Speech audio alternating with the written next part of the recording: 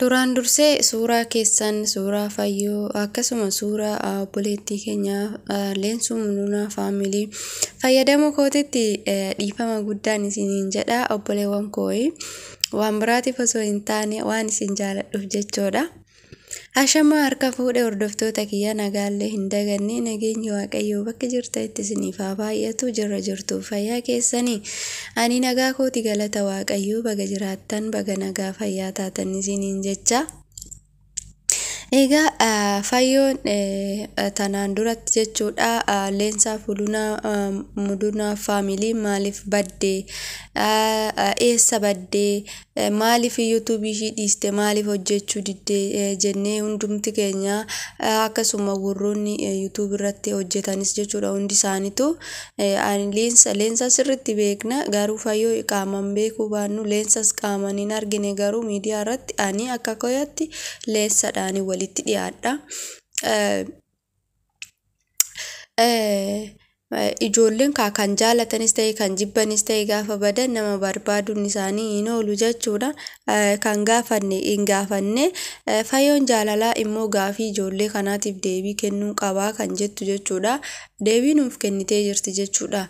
Leensaa mulunaa faamiliin waan hin deemte kanaafuu ani deemuu ishiitti baay'een gaddee biyya arabaa hiitti osoo deebi'uu baatanii gaariidha jetteeti kan ishiin gorsa nuuf kennite. Leensuu teenya waan badaa hin dubbanne garuu dhaggeeffattee turte itti fakkaata dhaggeeffattu malee viidiyoo irratti hin hojjenne atis. Leensaan biyya ormaa deemte garuu immoo biyya ormaa deemuun deddeebi'uun faayidaa hin qabu. Otoo asumattuu hojjettee jiraattee ijoollee ishii gattee mana ishii ho'ifattee wanti akkanaa akka isin ittiin baranne jetteetidha kan gorsa nuuf kennite fayyoo jaalalaa.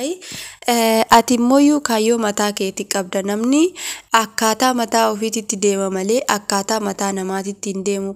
Fayyoonis kan mataa ishii keessa jiru kan akkaataa yaada ishii keessa jiru osoo biyya ormaatitti deebi'uu baanne gaariidha deebi'uu osoo baatanii gaariidha. Immoo biyya arabaa kanallee yoo baratan keessa turan itti deddeebi'uu gaafa baratan nama baratti akkasumatti itti deddeebi'uu guddisna. Biyya keenya keessatti immoo wanti hojjennee ittiin of jijjiirru waan hin jirre wayii nutti fakkaata. Jettee gorsa akkasiisan kan of keessaa qabu jechuudha viidiyoon ishiin hojjette. Egaa namni akka tokkotti hin yaadu bifti namaa kunis akkuma garagaraa yaadni namaatis garuma garaa. Ati waan ofii keetii karoorfattee kaayyoo kee galmaan gaachuudhaaf akkasumas immoo waan si jalaa hir'ate guuttachuudhaaf waggaa lama hojjettee waan na jalaa hir'ate guuttadhee gala kan jettu jechuudha. Yaadni kee ta'uu danda'a nuti hin beeknu. Iccitii tanaan dura isin wajjiniin qabdanis nuti wanni beeknu tokko hin jiru jechuudha. Iccitii fayyoo fi si jidduu jirus wanti nuti beeknu hin jiru. Isinumatu waliin haasa'ee garuu iccitii biraa wanni ishiin baastee haasofte hin jiru jechuudha. Fayyoon gaafa san anuuyyuu dhaggeeffadhee anuuyyuu haasa'een jira jechuudha. Viidiyoo kee irratti waa'ee fayyoon biyya arabaa itti deebite leensuun jette irratti anuu haasa'een jira jechuudha. Kanaafuu hundi keenya haasofne yaada mataa keenya kennannee jirra. Kun isin aarsin namni yaada qabu siif qooduun isaa siin aarsini garuu isin iccitii keessan kan tanaan dura kan isin yeroo biyya jirtan waliin haasoftan waliin dabarsitan nuti wanni keessa beeknu hin jiru. Fayyoonis wanni ishiin dubbatte iccitii ishii gadi baaste hin jiru. Biyya arabaa akka deebite qofa akka jirtu qofa nutti himte malee wanti ishiin gadi baaste illee hin jira jedhee viidiyoo san keessatti ani hin argine. Kanaafuu namni ofan jijjiiraa kaayyoon qabaa. Kanaafuu biyya kiyya keessatti wanni ani karoorfadhe galma hin geenye. Kanaaf deebi'ee waggaa lama deebi'ee hojjetachuun qaba. Birrii yookaan maallaqa ittiin hojjetadhu hin qabu jettee tanaan dura itti himachuu dandeessa taanuti hin beeknu.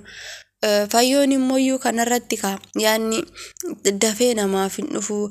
Nama tokko gaafa rakkina isaa sitti himatu gaafa yaada isaa si dhiyeessu cal'isteetuma gaafuma san deebisuuf in ulfaata jechuudha sii galee.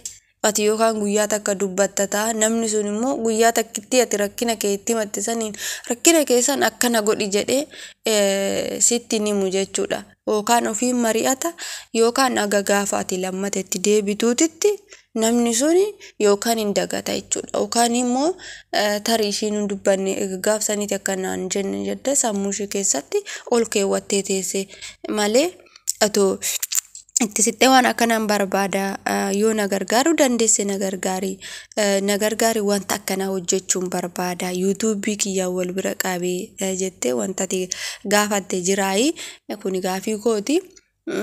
Akkasumas immoo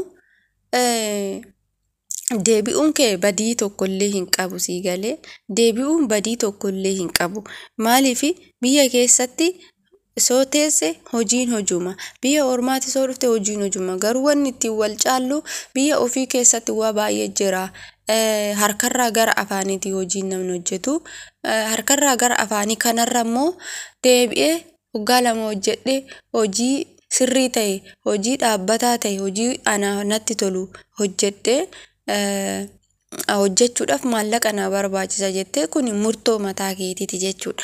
Murtoo mataa keetii kennite san immoo yitu ati itti gaabbuu hin qabdu jechuudha. Gaabbii sitti dhaga'amii siin jechuu barbaade asumarratti yookaan immoo namni kun maaliif na qeeqa yaadi kiyyarratti maaliif na danqa wannan ani hojjetachaa jiru irratti maaliif na danqa jettee yaadin jechuudha. Kuni durallee waan akkanaati jechuudha kan miidiyaa irraa si fageesse tokkoffaa namni si arguu hin dandeenye tokko dhufee koomentii kee jalatti waan barbaade yoo barreesse maal rakkatte sin galchu jechuudha.